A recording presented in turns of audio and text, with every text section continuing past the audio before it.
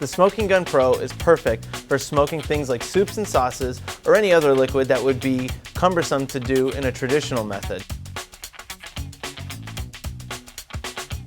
To demonstrate this, we're going to smoke some carrot puree in our blender. So I'm going to switch the fan on, ignite the chips, and fill the blender with a dense smoke.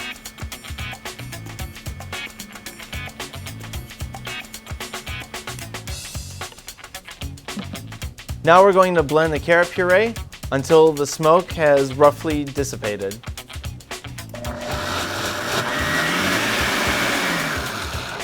And that's how you use a blender to smoke any liquid. It works well for smoking water for cocktails, making smoked purees as a garnish for a dish, or making smoked soups.